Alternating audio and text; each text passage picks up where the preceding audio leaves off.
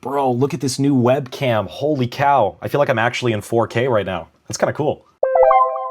Hey, it's been a minute. So I wasn't kidding in that intro. A few videos back, I did a tier list video ranking the different albums from The Strokes, and in that video, I was using a MacBook Pro webcam. Yeah, I was due for an upgrade, so here it is. I'm very happy about it. I'm excited for the videos we're gonna make with this thing, but on to today's video. What are we doing today? Well, I saw that last tier list video was kind of a hit, so why not do it again, but instead with one of my other favorite bands, Gorillaz. I'm prepared for this to be a really interesting discussion because, at least from my point of view, a lot of the Gorillaz albums offer very different things, and as such, draw very different audiences. Some people value the world-building side of things, some people value the collaborations, other people just want some easy listening songs, and all three make sense. Alrighty, let's not waste any more time. Let's get right into this thing. So here's the tier list. The different categories are as follows. We have essentials, we have special ones, we have lots of potential, then we have Humanz, we'll get to that in a second, and finally, total blur. In terms of what we're going to rank today, I want to stick to just the mainline Gorillaz albums, so none of the compilations, none of the EPs, none of the collaborations, none of the blur stuff. We're going to keep it simple and go from there. And I think the best place to start is the beginning, the self-titled debut. Where does this thing land in the tier list? So for me personally, I love some of the songs on this thing. A lot of the high points are way up here, but for me as a project, I think it goes in the middle. I think that's fair. So why is that though? Because I can see some people are already pretty upset, so let's lock in for a second. Why don't we start with the good, because there is a lot of it. To me, as an introduction, as a first taste of what Gorillaz would become, this is really great.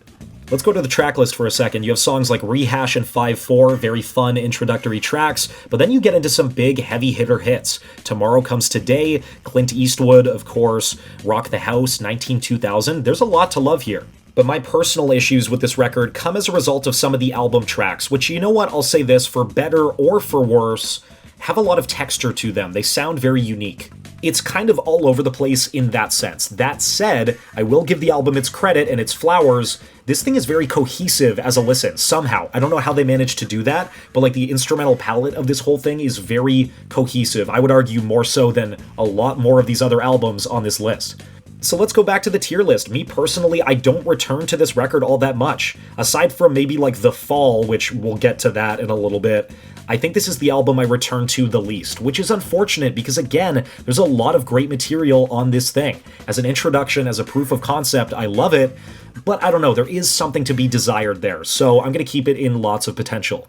Okay, next up we have Demon Days, considered by some to be the best Gorillaz project ever, if not the best album ever. I think that is in some conversations. Where do I personally rank this thing?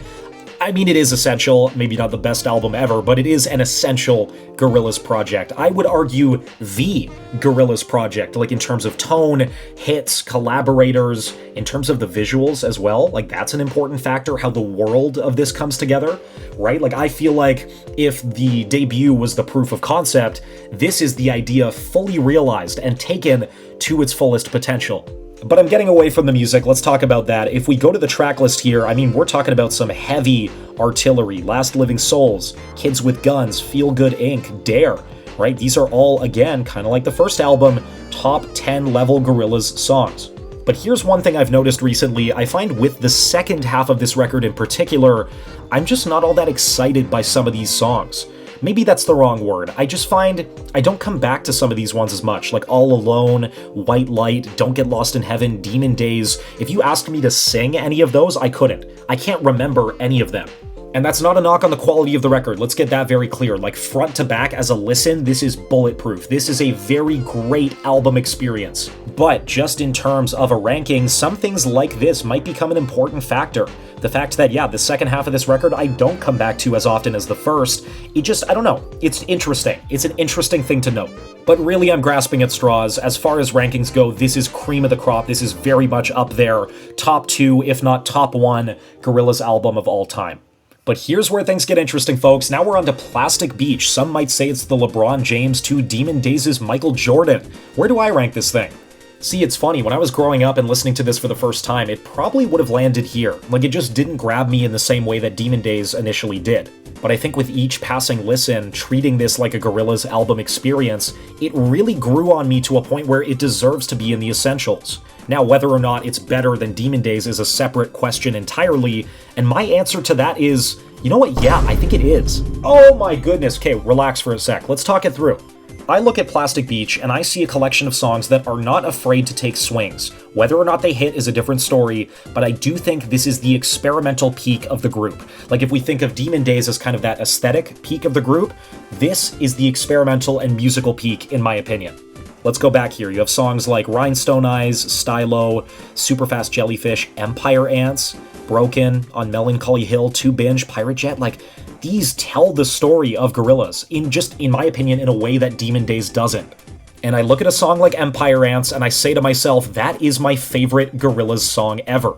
It just is. It kind of strikes that perfect balance. It has a great collaborator. The instrumental is unbelievable. It tells a story. It fits into the world.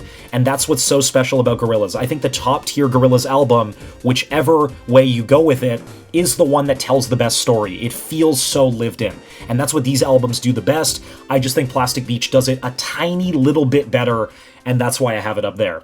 Oh, it's so good. Both are so good. If you guys are a fan of both of these albums and a fan of conversations like these, be sure to like and subscribe because I love talking about stuff like this. I just think it's so fun to dive into these conversations. Plus, I want to hear your thoughts. So if you have comments as well, please put them down below because I want to keep this conversation going. Enough about that. Let's get back into the tier list here with The Fall. Some might consider this to be the worst Gorillaz album of all time, which is funny because we were just talking about the best. Yeah, I kind of agree. And actually, I think Total Blur for the title here really sums that up. It feels like a Blur in the sense that it doesn't feel like a Gorillaz project.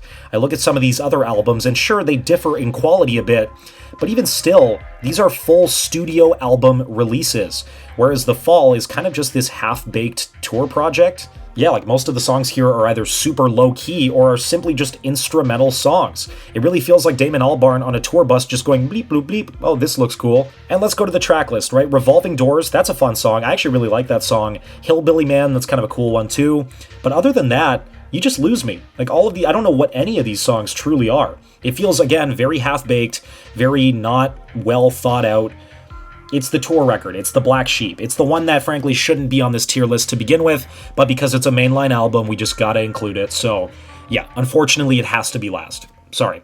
Oh man, here's where things get dicey. We have Humanz up next. Now I'll say this off the rip, this was the album that actually got me into Gorillaz in the first place. Like, I knew some songs before this, but this was the first album rollout I was a part of. This tour was also the first or one of the first concerts I had ever been to, so this is a pretty special one for me. But that said, I mean, it is just in the Humanz tier. It goes right there. Where do I begin with this thing? Let me put this back here just to illustrate a point. If you look at the list without Humanz on it right now, you could probably agree that it's pretty agreeable of a list. Like, aside from maybe the placement of these two, I think you can't really argue with a lot of this. I think this makes sense so far. Humanz, though, this is the point in the discography where things start to get a little weird. Because no longer are these albums in service of the Gorillaz vision, of the Gorillaz sound to push that forward. Instead, all of these albums now are kind of just Damon getting in the studio and saying, who do I like right now and who do I want to collaborate with? Now, for the record, I do think Humanz is the worst culprit of that, but I do think you see remnants of that kind of style of making music on all of these projects. Like Song Machine in particular, that's another example of an album in which it's not really like an album. It feels just like a collection of songs. Do you know what I mean? I'll just let the songs do the talking here. Look at the first four: Ascension, Strobe Light, Saturn's Bars, Moments. Obviously you have the weird interludes, that's a whole separate thing, but like, in terms of just the songs, these things could not be more different.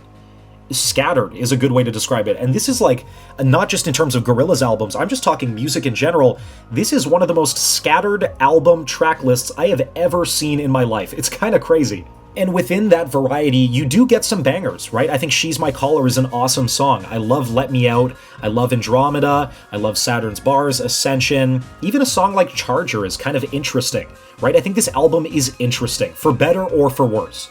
But then you have the songs that just flat out miss the mark. Like I said before, the interludes are super awkward. Or you have songs that are just filler, right? Like Submission or Carnival.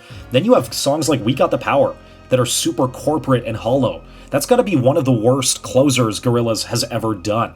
So it is just kind of a baffling record on all levels. And actually, one interesting thing that I didn't mention, let me go back here. Yeah, The Humanz Deluxe. So I'm not going to talk about deluxe albums in this video otherwise. I just think the deluxe here is important in this conversation because if we scroll down, Ticker Tape and Out of Body. These are two of the best songs on the entire album. Why are they on the deluxe? It doesn't make any sense. Again, this is a baffling record on so many levels, and yeah, I know we're not supposed to consider the deluxe albums in this ranking, but I do think here it is very important, and it does help bring this album down a peg, which is unfortunate, because again, I do have a soft spot for this thing, but it is such a weird record that I love and hate at the same time. Okay, next up we have the Now Now, a nice change of pace from Humanz, because Humanz in a lot of ways was very loud. It was in your face, it said, look at me, look at me, look at me. The Now Now, though, takes a different approach in that it's super low-key, very beachy, it's very sad at times, it doesn't really immediately hit you.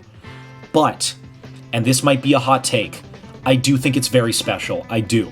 Just from a listening perspective, in terms of the sound of this album, me personally, this is my favorite Gorillaz album. This is probably the one I listen to the most, which is kind of shocking because, again, some people would say, oh, this thing kind of comes and goes. This thing isn't very special, but I disagree. You have songs like Humility, Trans, Kansas, Sorcerers, Lake Zurich. Oh, dude, that is a great instrumental song. Lake Zurich, hey, The Fall, take notes, okay? That is how you do a good instrumental Gorillaz song. So it can be done, right? Anyways, getting ahead of myself here, you have other songs like Magic City, Fireflies, Sukai. These are all the most underrated Gorillaz songs, and I will go to bat for all of them. And I get the criticisms of this thing. After all, if you compare it to Demon Days or Plastic Beach, this thing does not pack a punch whatsoever, right? It is very much a passive listening experience. But if you have that criticism, it's totally cool. I just want to push back and ask the question, though, why does it have to be like that? Like, to me, if anything, this is the Gorillaz album that negotiates what it means to be a Gorillaz album. Sure, it doesn't sound like the ones that have come before it, but I don't think it needs to. And it does have a lot of great songs. And you know what? I will say there are some stinkers here. Hollywood's not great. Idaho's not great. 1%. These are songs that I do not come back to, admittedly. But as far as a collection of songs is concerned, this is the most underrated Gorillaz album, and I will die on that hill. Alright, next up we have Song Machine, an album that, even though it's been years since it's come out, I still don't really know how to feel about this thing. If we're going off of first impressions, this had easily one of the best of any Gorillaz album. But I feel like the more I listened to this thing, it just kind of started to decline. It just really became forgettable for me. And at one point I had it here, which in hindsight is crazy, but I don't think it's far off from Humanz. I think it's closer than you think. I actually think it goes here, just above Humanz and just below the debut. Okay, Nick, so why do you think this, right? It seems like a lot of negativity for an album that, like I said, I really loved the first time I heard it. Well, I think a lot of my problems with this thing came as a result of the album's rollout. I don't know if you remember this thing, it was a very long and kind of drawn-out experience, right? They had like 5 or 6 singles before the album came out. That is a lot. Usually you're doing, what, 2 lead singles, maybe 3 before an album drops? This was 5 or 6, each with their own video. That's kind of crazy. And what really sucks about this is some of the best songs on this record, Désolé and Momentary Bliss, those were some of the first singles that they dropped, which meant the time between these two releasing and the rest of the album coming out was just far too long. Frankly, it's unacceptable, and I get it, that was the marketing of the whole thing. Like, the whole idea behind it was almost like a slot machine, right? You put in a coin, a new song comes out, and that's how they kind of rolled it out. I get it, but to me it just felt so underwhelming and disappointing that none of these album tracks really matched up to those first 2 singles. And look, I get why people like this album. It is a nice listen, like it's good on your ears. There are songs like The Lost Chord, Pac-Man, Chalk Tablet Towers, MLS, like there are some good ones, right? I get it. But I don't know, man, just as far as like a Gorillaz album experience, this felt so underwhelming. I don't think I felt more cheated out of an album than I did this one. And for that reason, it goes in the mid-tier. Again, I still don't really know how to feel about this, so I'm just gonna leave it there for now. Okay, next up is Cracker Island. This is a fun one. Remember before when I said the Now Now is the most underrated Gorillaz album? Well, I'm gonna put it right next to it. I really do. You know what? It might be a hot take. I think the Now Now and Cracker Island are more enjoyable front-to-back listening experiences than the debut and Song Machine. I just think that's true. I think it's very honest. I think it's real. And I think that's a conversation that people are not ready to have. Okay? So let's get into it. Yeah, man, I look at this track list, let's go back to it. Aside from maybe the Bad Bunny and Beck songs, I think every song on this thing is really, really solid. Sure, like the Now Now, maybe it doesn't pack the same punch, I get it, but Cracker Island definitely packs more of a punch than the Now Now does, with songs like the title track, Silent Running, New Gold, Tarantula, that's such an underrated song, and Skinny Ape, dude. These are all so great. I don't know what the hate from this album is. I don't know where it comes from. Oh, but Fantano gave it a... Yeah, Fantano gave my butt a 6, and look how good I look in these pants, okay? You know what? Just lock in. If you like an album, you like an album, and that's what I like about this. It doesn't waste your time. It doesn't do anything that crazy. It's just good music. It just sounds good. Again, it's passive listening, but does it have to be active all the time? Both of these records are just good, and that is it. It feels so good to say that. I feel like for years I've been yelling at a wall. So if you agree with my takes, please give this video a thumbs up. And if you don't agree with my takes, you know what? Give this video a thumbs up as well, because I love having these conversations with you guys, and that's what this is all about. The comments section, I already know, is going to be a bloodbath, but let's get into the final album here. I can't believe the video's almost over. Let's talk about The Mountain. Where does this thing rank all time? I think more so than Plastic Beach, this was very much a grower for me. It didn't really grab me right upon first listen, but again, the more you sit with some of these records, I'm gonna do it. I think it's essential. I think this late into their careers, this is a very cool and special album. It's very different as well to the Gorillaz sound, and I'm all for that. I think it's a very welcome change, and a very great one at that. But why is that? Let's talk about this for a second. So when I see these top 3 albums, what do I see? I see records that world build. Plastic Beach, Demon Days, The Mountain, all 3 of these feel very secure in their ability to tell the Gorillaz story. But the same cannot be said for some of these other records below it, like, you know, the Humanz issue especially, where these feel more like musical exercises than they do musical statements. And just on that, I feel like The Mountain as an idea could have had potential to bring this down to here. I'm genuinely serious, because just the concept of 2 white guys going to Southeast Asia to find themselves, that could have been real dicey real quick, you know what I mean? But I think they stuck the landing so unbelievably hard that it just has to go there. I really do. It's super respectful. They collaborated with the right people to get the right job done. I mean, let's look at this track list, man. The Mountain. This is the most beautiful instrumental they've ever done. This is how you do it, The Fall. Again, The Fall. Even the Now Now. Take notes, guys. Okay, this is it. It's never been better. Then we have songs like The Moon Cave, Happy Dictator, Orange County, Empty Dream Machine, Manifesto, Plastic Guru, super underrated song. And that's not even mentioning a song like Damascus, which is a true banger, one of my favorites on this album, and it really makes you wonder, could this album have benefited from having more songs like that? And my answer is yes and no. I think when I first listened to it, the answer was absolutely yes. Like, to be honest, I think The Mountain for me, when I first heard it, was kind of down here. Like, it didn't excite me all that much. But the more you sit with it, kind of like the Now Now, it is sort of a meditative listen.